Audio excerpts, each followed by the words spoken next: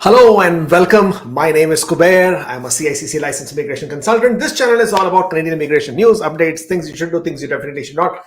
Well, Saskatchewan also conducted a draw today. Saskatchewan has become quite regular in conducting draws. They have been conducting consecutive draws almost every week. We are seeing a draw coming from Saskatchewan. Today's draw was something different. First thing, they did send out a lot of invitations. 639 invitations were sent out to the Express Entry stream, and 507 invitations were sent out to the Occupation and Demand stream. The lowest score in Occupation and Demand was 81, and the lowest score in Express Entry stream was 83. Now, I know a lot of you are not happy to see that score because 83 and 81 is pretty high. I agree with you. It's definitely very, very high because the score, rather the draw before this was at 70. The draw before that was going at 69, 68. We saw 61. We saw 60. Those were really, really low scores, and that was really encouraging a lot of people.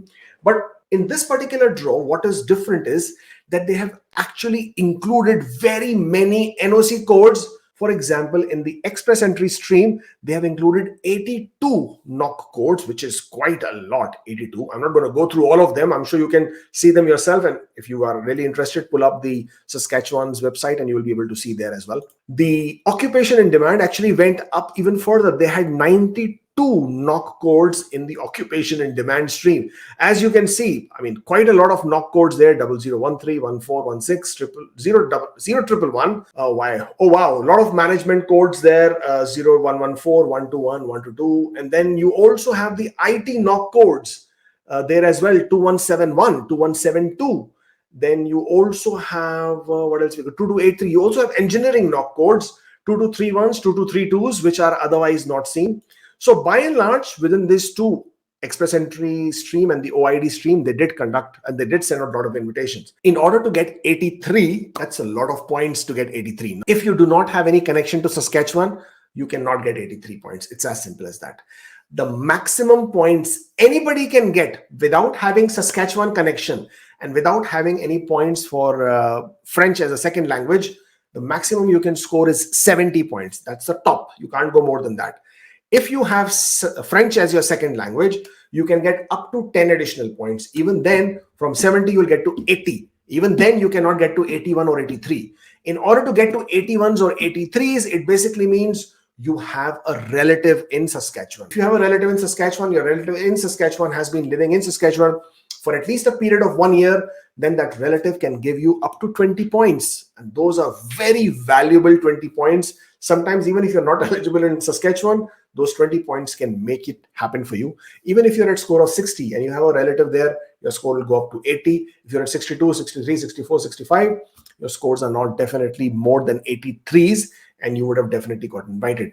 If from there on, if you also have a job offer with Saskatchewan, a valid job offer, which does not need an LMIA, it just needs to be validated by Saskatchewan, then you can get 30 points additional for that as well. So this is where these people are coming from, in the sense like these are the people who have got these invitations. Either they have a relative or they have a job offer, and those are the ones. But if at all you are interested in pursuing your application in Saskatchewan, so these are the points that I want you to be very, very careful about, not only for this particular draw, but also in future. If you are interested in Saskatchewan, if you're filing your expression of interest in Saskatchewan, then these are the things which are most crucial, which you should be aware of before you submit your application. First of all, only one knock code is eligible. So if you have multiple knock codes, you cannot claim points for combining those knock codes. You will get points only for one knock code. When you're creating an expression of interest, it asks you for your one knock code. It doesn't ask you for multiple knock codes. You get points, your work experience points, only for that knock. So the maximum points you can get in Saskatchewan is 15 for your work experience, and that points come based on 10 years of continuous work experience in one knock code. So keep that in mind. If you have less than 10 years of experience, the points will be less. Of course, you won't get 15. And if you have multiple knock codes, then you can get points only for one knock code, preferably the most recent one that you have work experience in. That's how you'll calculate your work experience points. The next one is work and education. So your work experience and the field of your education, they both have to be in the same field.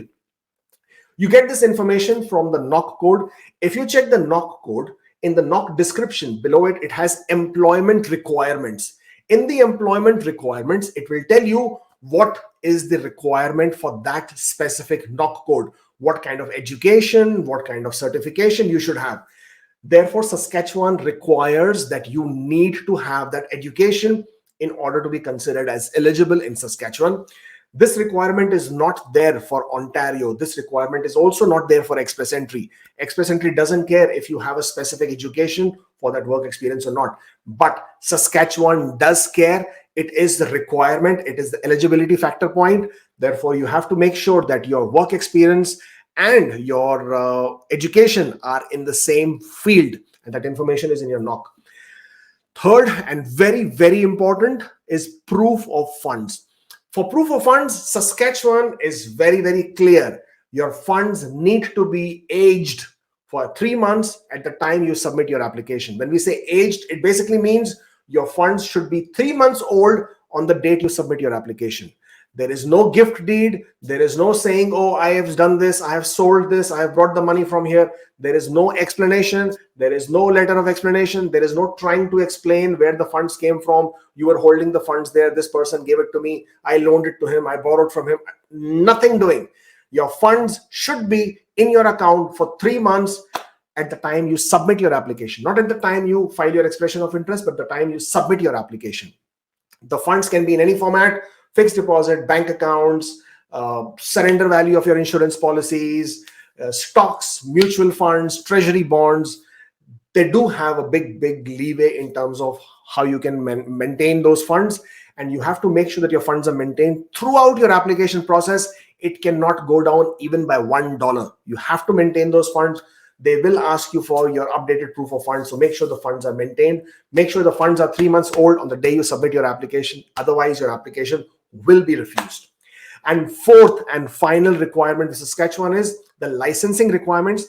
For some of the knock codes, they require a specific certification or licensing to be completed before they can give you the nomination. Now, it's not like you cannot submit your application without the licensing. You can, with a letter of explanation, with the proof of showing that you have applied for that specific requirement of licensing or certification. You can submit your application. There is no problem with that. During the process of your application, you have to complete your licensing and certification requirement, and then provide Saskatchewan with a copy of that licensing and certification. The requirement of this licensing and certification is available on Saskatchewan website.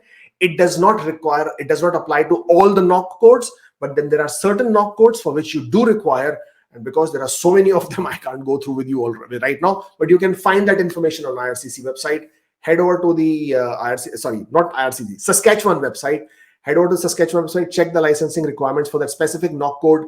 Make sure you check with the regulatory body of that knock code in Saskatchewan to make sure what the requirements are, that you can comply with it. This, my friends, is what Saskatchewan is all about. You need to bear in mind these conditions, these requirements. If you are able to comply with all these requirements, then Saskatchewan is a great option, considering with how high the CRS scores are. There are so many people out there for whom Express Entry is just not the option. It's not going to happen. So in such cases, if you can comply with the requirements of Saskatchewan, then Saskatchewan is a very, very, very good option to have, and you should definitely take it if you can. That's basically all that I wanted to discuss with you today. Thank you so much for joining in. If you haven't subscribed, please hit the subscribe button. Want to see those numbers going up. And stay safe, take care, good night.